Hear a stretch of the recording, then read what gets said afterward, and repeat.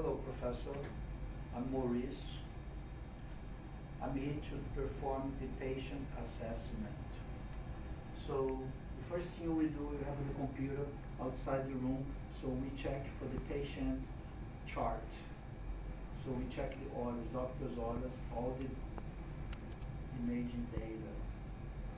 And then knock the door, knock, knock. Oh, before I knock the door, I use the hand sanitizer.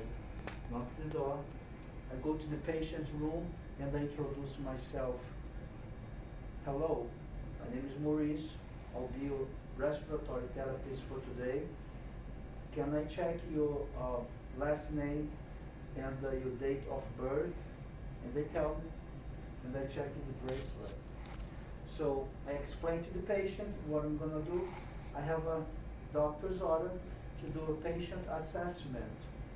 So it's not painful, and I'm gonna explain everything to you. If you have any questions, so please let me know. I'm just gonna go wash my hands. Wash, and put gloves on.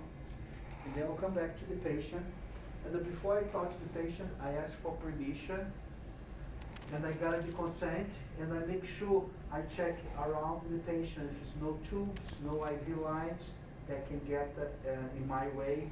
And I ask the patient if they can lean forward so I can check the lungs. And I use my stethoscope. And the patient lean forward in bed.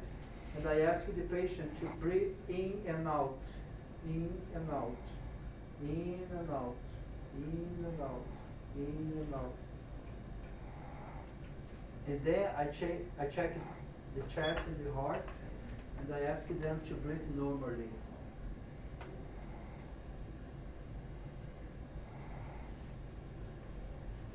At the same time, when I'm checking the patient, I can use my I can check my the pulse oximeter. I can use the pulse oximeter to check his saturation. And I asked the patient because the patient came to the hospital, complained about cough, and I asked the patient about the history, medical history, and the patient tells me he's a smoker, and also he has emphysema. So I give you some patient education about smoking cessation, and also I ask the patient, because I see the patient is not using nasal cannula, supplemental oxygen, and I see the O2 is kind of low, it's like below 90.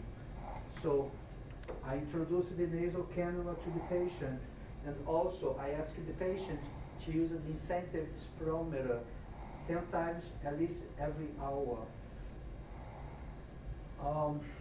And then I ask the patient if they have any questions.